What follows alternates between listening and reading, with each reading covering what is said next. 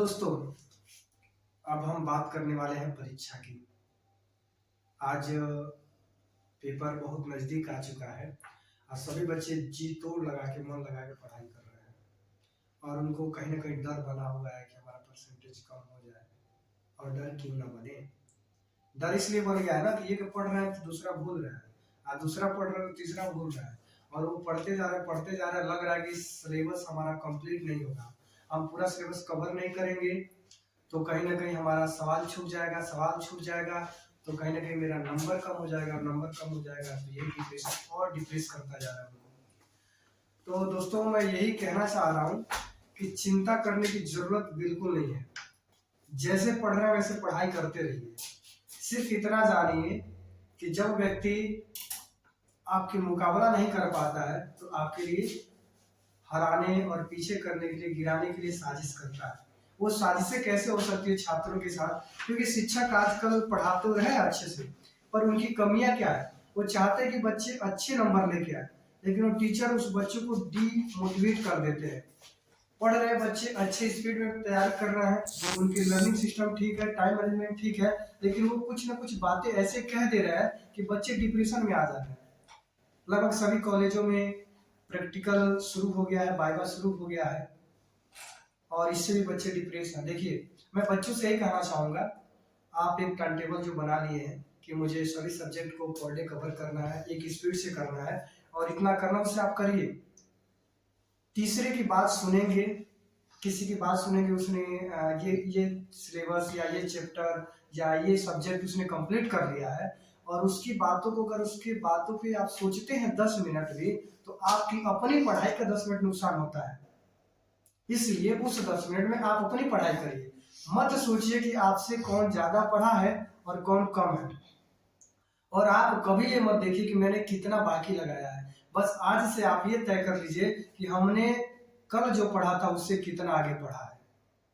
और पढ़ने का आसान तरीका मैं बताना चाहूंगा कि लगभग आप लोग एक राउंड पढ़ चुके होंगे। इस समय आप प्रिपेयर कर लोगे कि एग्जाम में मोस्ट इम्पोर्टेंट क्वेश्चन आने वाले, उसको तैयारी कर रहे हैं।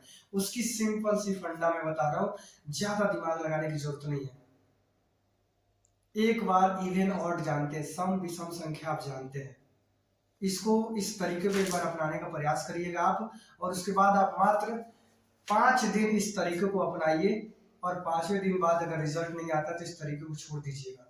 लेकिन मैं पूरा 100% श्योरली के साथ कह रहा हूँ कि 5 दिन अगर इस फार्मूले को अपनाते हैं तो छठे दिन आपको वो रिजल्ट मिलेगा जो आप कभी सोचे नहीं होंगे। अद्भुत रिजल्ट क्या है कि आप सम संख्या जो कहते हैं, तो सम संख्या वाले वर्ष की आप क्वेश्चन पेपर को उठाएं और उसको पढ़ते जाएं। जैसे आप 2010 का प्रश्न उठाएं, 2010 में जितने भी साइंस के प्रश्न पूछे गए पहले चैप्टर का 2010 में पूछे गए सभी प्रश्नों को खत्म करिए। दूसरे चैप्टर को 2010 में पूछे गए प्रश्न को खत्म करिए। तीसरे चौथे ऐसे कर करके पूरे चैप्टर को खत्म कर दीजिए। एक दिन में 1 साल का पेपर पढ़ जाइए। फिर दूसरे दिन आप सम संख्या वाला लेके चल रहे हैं तो 10 के बाद आप 12 आता है, 11 विषम हो जाता है, तो 2012 का क्वेश्चन उठाइए और उसके पहले चैप्टर, दूसरे चैप्टर, तीसरे चैप्टर, ऐसे प्रत्येक विषय का आप पूरा पढ़ने का प्रयास करिए।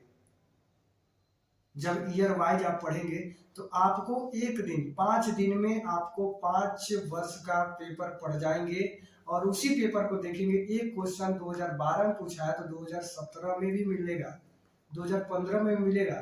तो जब एक बार 2012 में उस क्वेश्चन को आप पढ़ लेंगे तो 2017 और 15 में दोबारा आपको पढ़ने की जरूरत नहीं है। तब आपका दिमाग को समझ में आएगा कि हमको पढ़ाई कम करना है। ऐसे क्या लगता है कि आपके सामने हर चैप्टर में क्वेश्चन दिखता जा रहा है और आप पढ़ते जा रहे हो, आपको लग रहा है कि इतना पढ़ ले, भूलता जा रहा है। तो एक बार आप ईयर वाइज करें। फिर जैसे आपका सम खत्म हो जाए तो विषम का उठाए, 2011 का पढ़े, फिर 2013 का पढ़े, फिर 2015 का पढ़िए, फिर 2017 का पढ़िए। ऐसे कर करके पढ़िए ना। और मात्र सम विषम करके पहला चैप्टर, दूसरा चैप्टर, तीसरा चैप्टर, ऐसे प्रत्येक विषय में टारगेट कर लीजिए कि आज 2010 का जो 2010 में पूछे गए प्रश्न है, प्रत्येक विषय का प्रत्येक पहला चैप्टर आज कंप्लीट करके मैं उठूंगा। आप देखिए वो चैप्टर और वो ईयर्स आपको एग्जाम के टाइम पे वैसे ही वो याद रहेगा, वैसे ही आपकी आंखों के सामने दिखेगा जैसे आप आज पढ़ने बैठ रहे हैं। एक बार इसे ट्राई करिए। और दूसरी बात, आज लोग ना घर परिवार में और जो हमारा शिक्षा माहौल है, टीचर है या दोस्त यार है, अक्सर फोन लगाते हैं हम किसी दोस्त को, या घर पे किसी से कहते हैं कि परीक्षा आ गया, सब लोग आके कहते पढ़ो ना, पेपर आ गया, फेल हो जाओगे तो कर देंगे, ये हो जाएगा वो हो जाएगा, एक चिंता बनी रहती है। इससे बचने का एक आसान से तरीका है, सीधा सा जानिए, पेपर आज नहीं कल आप डेली दे रहे हैं। कैसे दे रहे हैं? केवल एग्जाम में बैठ के लिखना ही पेपर नहीं होता है, आपका एग्जामिनेशन नहीं होता है। उस पेपर के मन से तैयार रहना भी आपकी परीक्षा है। और आप जो बैठ के पढ़ रहे हैं वो आपकी तैयारी ही आपका परीक्षा है। तो आप कैसे मानना कि हमें एक दिन बैठना है वहां फेल हो गए? आज जो आप पढ़ेंगे वही कल लिखेंगे ना। तो पेपर में तो अभी बैठ गए हैं आप, तो आज किसी की बात को लेकर चिंता क्यों करना? आज अपने काम को पूरा करना। और सीधी सी बात जारी, अगर 5 चैप्टर पढ़ते हैं और 5 चैप्टर में ऐसा पढ़ाई करिए कि उसमें से कोई आ जाए क्वेश्चन तो छूटे ना, क्योंकि किसी के पास 100% प्रिपरेशन नहीं होता। कोई भी लड़का 100% अपने आप को तैयार नहीं कर पाया है। प्रयास करिए कि हमारा 10 ही चैप्टर तैयार है तो 10 में से अगर एक क्वेश्चन आ जाए तो छूटे ना। भले 5 आपका भी तैयार नहीं है तो उस 5 को फोकस कम करिए, पहले 10 पे जो किया है उसको इतना कंठस्थ कर दीजिए कि उसमें से छूटे ना। क्योंकि अगर आपके पास 20 बहुविकल्पी आता है और 5 चैप्टर में से 10 बहुविकल्पी आपको पढ़ना है, तो अगर 10 कर दिए तो 10 तो सही हो गया। अब आप पूरे चैप्टर पढ़ रहे हैं, उसमें से मात्र 5 सही कर रहे हैं, तो पूरी तैयारी करने से अच्छा है कि हम 10 चैप्टर पढ़ के 10 अगर बहुविकल्पी सही कर देते हैं तो बहुत बेहतर होगा। तो इस तरह से पढ़ाई करें। दूसरी चीज कि पढ़ते वक्त सबसे पहला काम करिए, पढ़ाई से 10 मिनट पहले, स्टार्ट करने से पहले एक बार आप अच्छे से शांति माहौल में बैठिए, आंखों को बंद करिए, एक बार रियलाइज करिए कि हमारी सांसें जो है कैसे आ रही हैं कैसे जा रही हैं। उसके बाद से मन को स्थिर करिए। मन को स्थिर करना क्यों जरूरत है?